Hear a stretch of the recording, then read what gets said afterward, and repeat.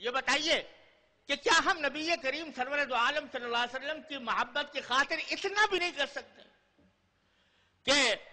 جو چیزیں ہمارے ملک میں دستیاب ہیں، ملک میں بن رہی ہے،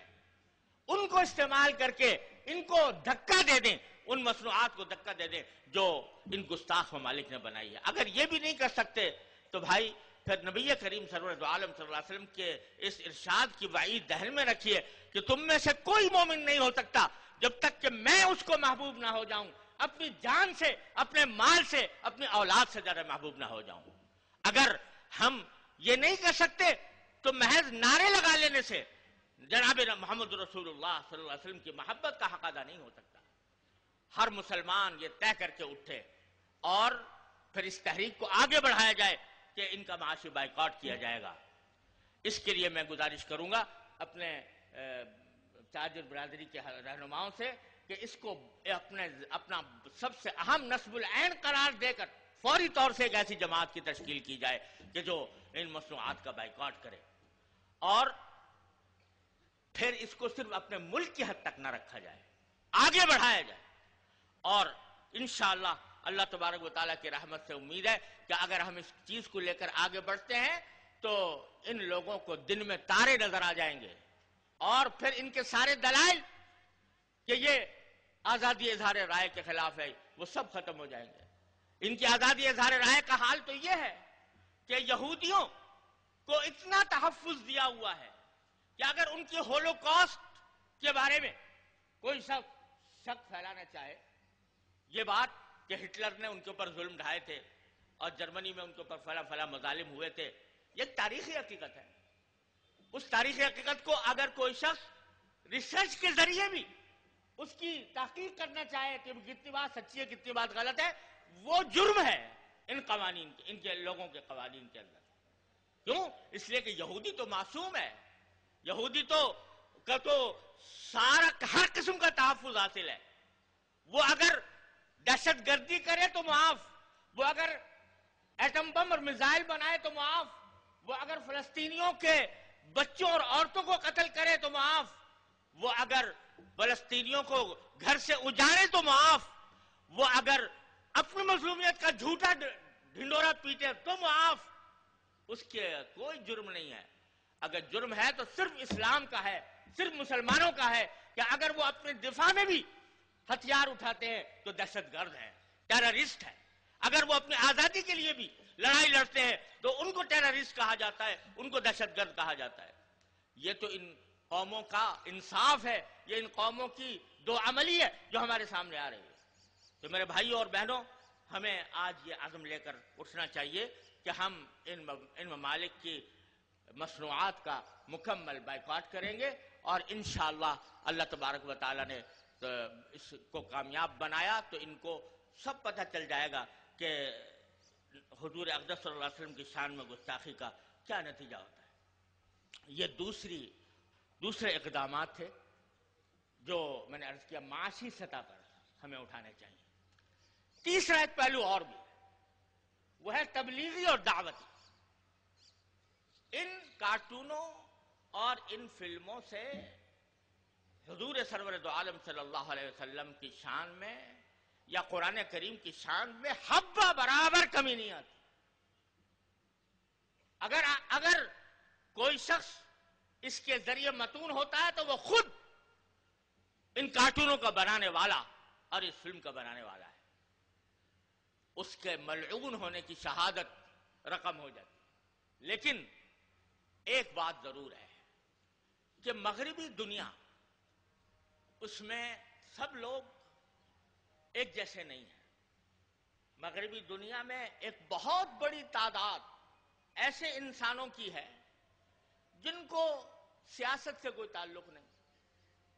جن کو معلومات بھی نہیں۔ اس کا سارا مبلغ علم یہ ہے کہ سارا دن اپنے معاشی سرگرمیوں میں مشغول رہنے کے بعد شام کو ٹی وی آن کر کے اور اس میں ٹی وی میں جو کچھ دیکھتا ہے وہی اس کا مبلغ علم ہے، اس سے آگے وہ کچھ نہیں جانتا۔ ان کو اسلام کے بارے میں بھی کچھ پتہ نہیں،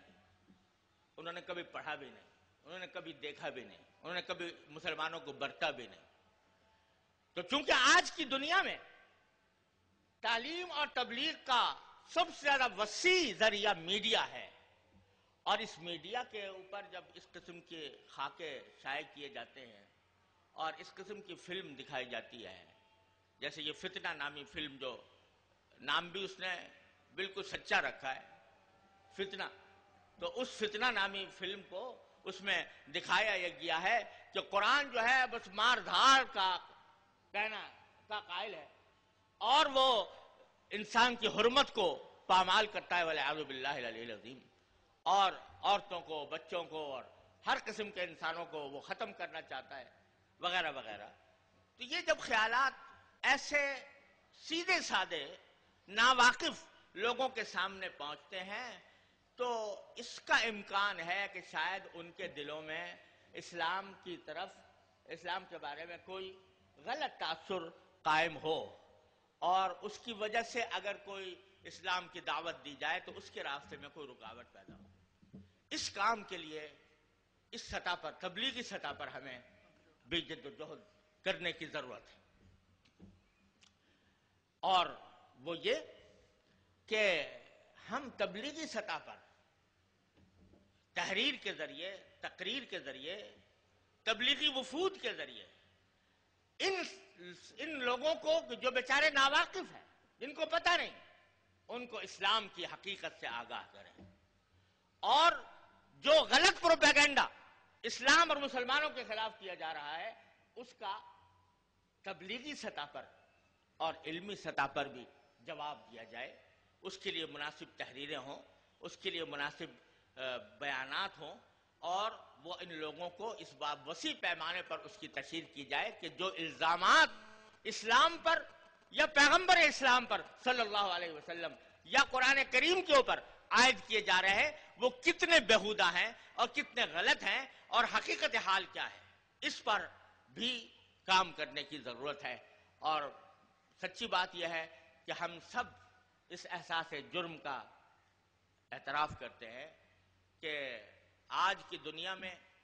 اسلام کو صحیح طور پر دنیا کے سامنے پیش کرنے میں ہم نے انتہائی مجرمانہ کوتاہی سے کام لیا ہے. آج کی دنیا میں اسلام کی تبلیغ اور دعوت کا اللہ تبارک و تعالی نے بڑا بہترین میدان فراہم کیا، لیکن ہم نے اس میدان کو خالی چھوڑا ہوا ہے، اور اس فریضے کو ادا کرنے میں مجرمانہ کوتاہی سے کام لیا ہے. آج کی دنیا ایسی ہے جو مادیت کے برے نتائج سے تنگ آئی ہوئی ہے. خاندانی نظام کا شیرازہ بگڑ چکا ہے. مادیت کے نتیجے میں انسان روحانی سکون سے محروم ہے، اور آپ سب سے زیادہ خودکشی کرنے والوں کی تعداد ان مغربی ممالک میں ہے، جو نہیں جانتے کہ ہمیں کس بے چینی کا شکار ہے، کس اضطراب کا شکار ہے. وہ روحانی اضطراب کا شکار ہے. ایسے مواقع پر اگر ہم دین کو صحیح طریقے سے ان کے پاس پیش کرتے اور تبلیغ و دعوت کا صحیح کام کرتے تو بہت اس سے ان لوگوں کے اسلام میں داخل ہونے کی امید تھی. ہمارے کچھ کیے بغیر اللہ تبارک و تعالیٰ کا یہ قدرت کا کرشمہ ہے کہ ایک طرف بدنام کرنے کے یہ ہتھ کنڈے ہیں، اور ایک طرف 9/11 کے بعد مسلمانوں کو دہشت گرد کہا جا رہا ہے کہ یہ عورتوں پر ظلم کرتے ہیں اور پتہ نہیں کیا کیا پروپیگنڈے کیے جا رہے ہیں. لیکن اس کے باوجود اللہ تعالیٰ نے کچھ ایسا انتظام فرمایا ہے کہ اس سارے پروپیگنڈے کے برعکس اس زمانے میں مسلمان ہونے والوں کی تعداد پہلے مسلمان ہونے والوں کی تعداد سے زیادہ ہے. اگر ہم کوئی مؤثر جد و جہد کر سکتے اور اپنی تبلیغ و دعوت کے کام کو آگے بڑھا سکتے تو اس تعداد میں یقیناً اور زیادہ اضافہ ہو سکتا تھا. اس کے لیے اس کی ذمہ داری ہم جیسے طالب علموں پر عائد ہوتی ہے، اور میں سمجھتا ہوں کہ ہمیں اس پہلو پر جو دینی حلقے ہیں اور جو علماء کرام ہیں ان کو سنجیدگی سے غور کر کے اس کے لیے کوئی لائحہ عمل تیار کرنا چاہیے کہ اس مغربی دنیا میں اسلام کی صحیح تعلیمات کو اجاگر کر کے لوگوں کو اس کی طرف دعوت دی جائے، اور جو غلط فہمیاں پھیلائی جا رہی ہیں، جو مغالطے ڈالے جا رہے ہیں، ان کا مؤثر جواب دیا جائے۔